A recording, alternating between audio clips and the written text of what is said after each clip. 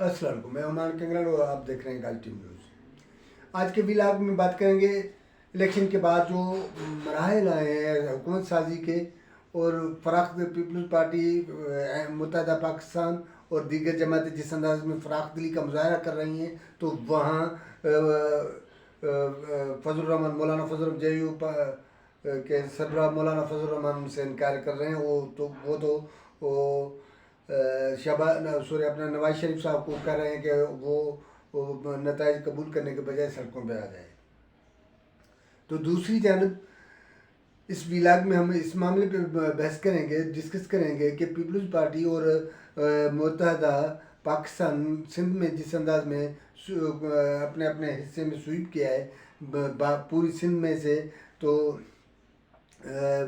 Peoples party کو sweep کی آئی ہے، اس کے سامنے کوئی بھی ٹک نہیں پایا، اور جبکہ سندھ کے کیپیٹل کراچی میں اور حیدرآباد میں ایم کیو ایم کو پاکستان کو نشستوں کے بھاری انداز میں ملی ہیں، جن کو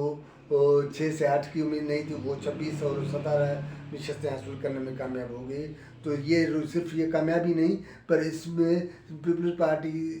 اور متحدہ پاکستان نے ایک دوسرے پہ الزام لگانے شروع کر دیے۔ تو دونوں جماعتوں کا کہنا ہے کہ ان کو جو یہ اکثریت دلائی گئی ہے یا نتائج اس کو ملے ہیں، نشستیں اس کو تحفہ طور ملی گئے ہیں، وہ جو اس کو اداروں کو سرکلس میں کھڑے ہو کر کام کرنے کی تحفہ طور ان کو دیا گیا ہے، یہ نشستیں دلائی گئی ہیں یا ان کو سویپ کرایا گیا ہے، یا اتنی بھاری تعداد میں اس کو جیت ہوئی ہے۔ تو سب سے پہلے ہم بات کریں گے حکومت سازی کی، جہاں ایک طرف تو ملک بھر میں احتجاج ہو رہا ہے، سندھ بلوچستان کے پی کے اور ایون پنجاب میں بھی احتجاج ہو رہے ہیں، نتائج جو الیکشن 2024 کے نتائج چوری ہونے کے حوالے سے جو احتجاج ہو رہا ہے، اس میں ان کے ساتھ جو جماعتیں ہیں جن کے نتائج چوری کیے گئے ہیں، جس میں پی ٹی آئی سندھ میں، جی ڈی آئی اور بلوچستان میں کمپریس جو جماعتیں ہیں، اور اسی طرح کے پی کے میں بھی احتجاج ہو رہے ہیں۔ تو سب سے پہلے یہ احتجاج تو جے یو آئی نے شروع کیا تھا، اپنے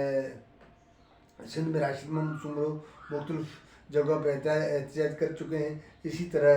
جی ڈی اے کی جانب سے ڈاکٹر ذوالفقار مرزا اور احتجاج کر چکے ہیں۔ ابھی تو جے ڈی اے کے مرکز کی جانب سے کل 16 فروری پیر پاگار صاحب نے جو 2-4 دن پہلے اپنی پریس کانفرنس کی تھی، جس میں اس نے 2-4 چیزیں واضح بھی کی کہ فوج نے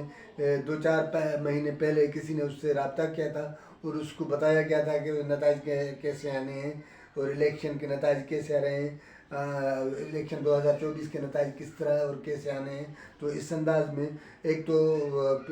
جی ڈی اے کے اس خاموشی پہ باتیں بھی ہو رہی ہیں، سوشل میڈیا پہ چل رہا ہے۔ تو جب پیر صاحب پاگار کو یہ چیز پتہ چلی تھی یا اس قسم کا معاملہ سامنے آیا تھا، تو وہ خاموش کیوں ہوئے یا الیکشن میں کیوں لڑے؟ تو اسی پوائنٹ آف ویو پہ جو ہمدرد ہیں، جی ڈی اے کے ہمدرد ہیں یا جی ڈی اے کو سپورٹ کر رہے ہیں، ان کا موقف یہ موقف بیان ہے، یہ موقف ہے کہ جب پیر پاگار صاحب کے سامنے معاملات آئے اور ان کو نظر انداز کرنے کا جو معاملہ سامنے آیا، تو انہوں نے جی ڈی اے نے اپنا اس انداز میں جو الیکشن کیمپین نہیں چلائی تھی۔ تو یا اس قسم کی ظاہر اداروں کے، تو پیر پاگار صاحب نے خود بھی کہا ہے کہ وہ لڑنے کی پوزیشن میں نہیں ہیں، ادارے جو ہیں وہ ان کے ساتھ لڑنے کی پوزیشن میں نہیں ہیں، وہ لڑ بھی نہیں سکتے۔ اور اس نے تو پیر صاحب نے تو اپنی پریس کانفرنس میں واضح کیا تھا، انہیں 2 نشستیں جو ملی ہیں، اگر وہ چاہیں تو وہ پیپلز پارٹی کو دے دیں، وہ چھوڑنے کے لیے تیار ہے، کیونکہ وہ فوج سے لڑنے کے پوزیشن میں نہیں ہے یا اس کے ساتھ لڑ نہیں پاتا،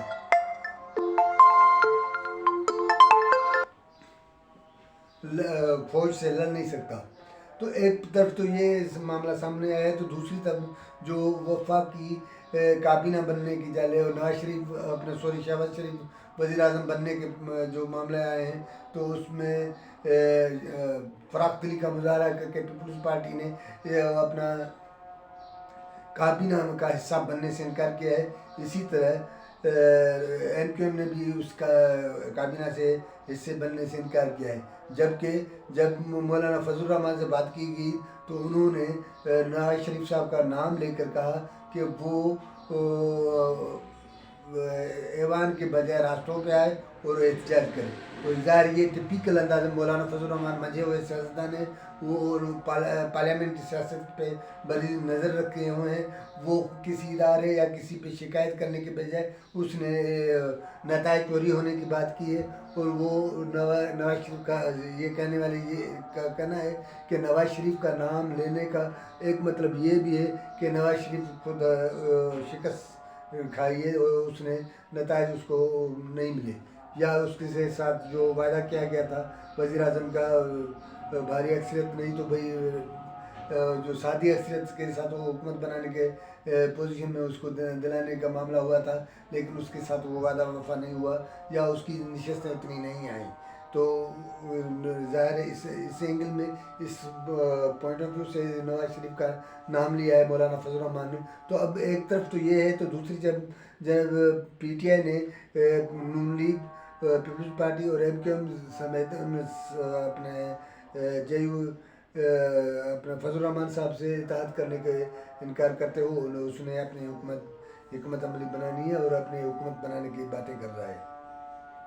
ظاہر پی ٹی آئی کے پاس اتنی تعداد ہے، اگر ان کو وہ مل جاتے ہیں ریزرو نشستیں جو ہیں ان کو حصے میں آتی ہیں تو وہ ظاہر ان کو ہوگا. اور اس ریزرو نشستیں کے حوالے سے سابق سیکریٹری الیکشن کمیشن کنور نوید نے بھی ایک کا بیان سامنے آیا ہے. تو وہ اس کا کہنا ہے کہ اگر عدالت اس معاملے پہ نہیں آئے تو آزاد اتحاد بنا کر وہ اپنے ریزرو نشستیں حاصل کر سکتے ہیں، اس کا معاملہ حل ہو سکتا ہے. یہ تو اب ٹیکنیکل معاملہ ہے، اس پہ وہ جو قانون کا اس کی کیا پوزیشن ہے وہ بات ہوگی. لیکن اس پوری صورتحال میں ہم یہ ایک طرف تو جو مولانا فضل الرحمان جس انداز میں احتجاج کی دعویٰ کر رہا ہے اور ڈیفینیٹلی اس کا احتجاج اپنی وزن دار ہوگا، اور اداروں کو باوجود وہ بھی پیر پاگار کی طرح وہ اداروں سے ٹکراؤ کی بجائے وہ اپنا احتجاج ریکارڈ کرانے کے تھا. اس کے پہلے جو فضل الرحمان صاحب احتجاج کرتے تھے تو اس نے ایوان میں بیٹھنے کی بات نہیں کر رہا تھا، لیکن اس مرتبہ وہ اس نے کہا ہے کہ ہم احتجاج بھی کریں گے اور ایوان میں بیٹھیں گے بھی. تو یہ جو ساری فراخ دلی ہے، میں خصوصاً پیپلز پارٹی کی جانب سے کہ وہ نون لیگ کے وزیر اعظم شہباز شریف صاحب کو سپورٹ بھی کریں گے، اس کو حمایت بھی کرنے کی دعویٰ بات کر رہے ہیں. تو دوسری جانب وہ کابینہ کا حصہ نہیں ہونا چاہتے، یا انہوں نے اعلان میں کیا ہے کہ وہ کابینہ کا حصہ نہیں بنیں گے. تو یہ تو ایک الگ طرف ہے. دیگر جگہ پہ ان کا یہ معاملہ سامنے آیا ہے کہ وہ صدارت وفاقی جو ہے اپنے اسپیکر، ڈپٹی اسپیکر اور سینٹ چیئرمین اور صدارت اس جو عہدوں پہ وہ اپنے امیدوار کھڑے کریں گے. ظاہر یہ امیدوار کھڑے کرنے کا یہ بھی سامنے آیا ہے کہ نون لیگ پیپلز پارٹی کی اس جو دعویٰ پہ ہے اس کو سپورٹ کرنے کے لیے تیار ہے. یہ جو تاثر مل رہا ہے باتوں سے اور جو میٹنگ سے جو تاثر آ رہے ہیں، جو ماحول بنا ہوا ہے، اس میں یہ آ رہا ہے کہ پیپلز پارٹی کی کہ ان امیدواروں کو سپورٹ کرنے کے لیے ان آفیشلی یہ ایک معاہدہ ہو گیا ہے جو نون لیگ ان کو سپورٹ کرنے کے لیے تیار ہے. تو ایک طرف تو یہ نون لیگ کو دعوت دیتے ہوئے مولانا فضل الرحمان احتجاج کی بات کر رہے ہیں، تو دوسری جانب خواجہ آصف نے حکومت بننے سے پہلے ہی ایک عندیہ دے دیا ہے، ایک چتاونی بتا دیا ہے، اپنا موقف لایا ہے. تو ملک میں مہنگائی بڑھے گی اور بجلی، گیس، پیٹرول کی قیمتیں بڑھیں گی. تو ایک طرف تو ہم نے اس سے پہلے یہ ہمارا اعتراض تھا یا ایک تاثر دیا جا رہا تھا کہ سیاسی جماعتوں کی جانب سے یہ تاثر دیا جا رہا تھا کہ جو ملک میں مہنگائی ہے وہ پی ٹی آئی کے دور میں ہوئی ہے. تو اب جب اس کنڈیشن میں ہو رہی ہے، پیپلز پارٹی اتنی فراغ دلی کا مظاہرہ کر رہی ہے اور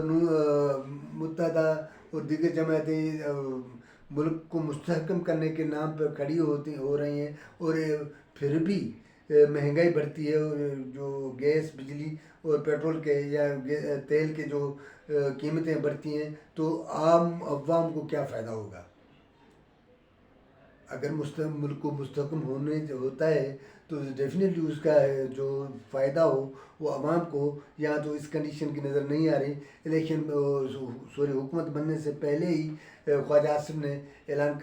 کیا ہے کہ وہ ان چیزوں، مطلب تیل، بجلی، گیس، ان کی جو ہے قیمتیں وہ بڑھ جائیں گی۔ تو اس کا سو سمپل کہ وہ مہنگائی بڑھ جائے گی۔ تو ایک طرف مہنگائی بڑھتی جا رہی ہے، تو دوسری جانب یہ احتجاج ہو رہے ہیں، تو پتہ نہیں کیا ہوگا سندھ میں۔ تو کل پیر پاگار جی ڈی ایس صاحب کے جانب سے، پیر پاگار صاحب کی جانب سے جو 16 فروری کو احتجاج کی جو اعلان کیا گیا تھا اپنی پریس کانفرنس میں، وہ تو کل